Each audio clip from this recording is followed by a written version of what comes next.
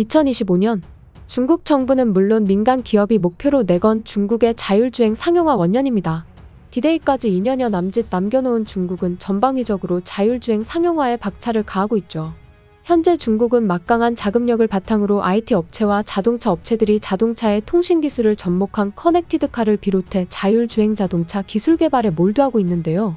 중국의 일부 도시들은 아예 중국 자동차 업체들이 로보택시 서비스를 시험하거나 출시하는 것을 허용하기도 합니다. 그런데 과연 중국이 어떻게 자율주행 기술을 만들었는지 의구심이 듭니다.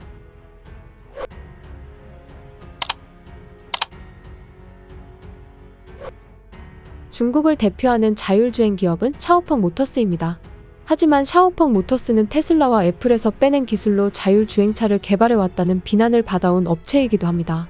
지난 2019년 테슬라는 샤오펑 모터스로 이직한 자사 직원이 테슬라의 전기차 기술을 훔쳤다고 소송을 제기한 바 있으며, 지난해에는 애플의 자동차 사업부의 영업비밀이 포함된 컴퓨터 파일을 훔친 혐의로 기소된 전 애플 엔지니어 장 샤오랑이 자신의 유죄를 인정하기도 했습니다.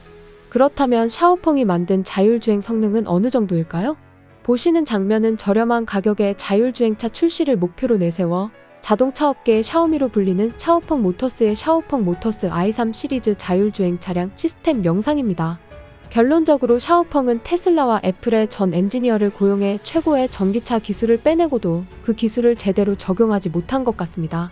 샤오펑은 이미 작년에도 도시명 자율주행차 시스템을 공개한 바 있습니다. 지난해 9월, 샤오펑은 미국 테슬라가 테스트하고 있는 완전 자율주행차 시스템과 비슷한 형태의 시티 NGP 기능을 선보였습니다. 샤오펑이 내놓은 시티 NGP는 앞차와의 안전거리를 유지하며 주행하고 차선을 변경할 수 있으며, 정지된 자동차나 물체를 우회해 경로를 변경해 적절한 속도를 유지하는 등 도심 주행의 대부분의 과제를 수행할 수 있도록 설계됐다고 회사 측은 밝혔습니다. 특히 그동안 고속도로 환경에서만 주로 시험 운행되어 온 자율주행차가 복잡한 도심에서도 원활하게 운행될 수 있도록 설계되었다고 홍보하기도 했는데요. 하지만 자율주행차 업계에서는 이전에도 샤오펑의 자율주행차가 잇따라 사고를 내면서 안전성의 결함을 드러낸 바 있기 때문에 지켜봐야 한다는 의견이 지배적이었습니다.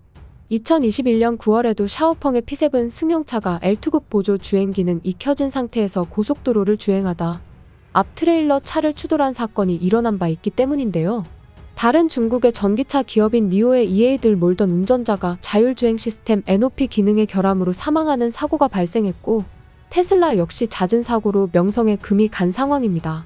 블룸버그 통신 등에 따르면 미국에서 지난 10개월간 발생한 첨단 운전자 보조 시스템 관련 교통사고 중 전체의 70%가 테슬라의 차량으로 조사됐습니다.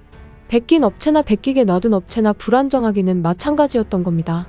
이처럼 샤오펑이 미국 기업들의 자율주행 기술을 빼가기 위해 혈안이 되어 있는 동안 한국 기업들은 묵묵히 자율주행 기술 개발을 진행하고 있습니다. 국내 완성차 업체 중에서는 현재 현대차그룹이 레벨3 수준의 자율주행 시스템 하이웨이 드라이빙 파일럿을 개발하고 있죠. 또 지난해 10월 삼성전자는 자체 개발한 자율주행 알고리즘으로 경기도 수원에서 강원도 강릉에 이르는 200km 구간에서 운전자 무개입 주행 시험에 성공했다고 합니다. 이는 악천후 등 비상 상황을 제외하고는 운전자가 개입하지 않는 레벨4 자율주행 실현을 위해 필요한 선행 기술을 확보한 것으로 해석되는데요. 이는 2017년 삼성전자가 국토교통부의 자율주행차 임시 운행 허가를 받은 지 5년 만에 거둔 성과입니다. 신청 당시 삼성전자는 신뢰할 수 있는 자율주행 알고리즘과 인공지능 딥러닝이 결합된 차세대 센서 지능형 부품을 개발할 계획이라고 밝힌 바 있죠. 중국 기업들이 외국의 앞선 기술을 빼내기 위해 혈안이 되어 있는 사이, 한국은 자율주행 자체 개발을 통해 최상의 자율주행 기술에 한 발 더 다가서고 있습니다.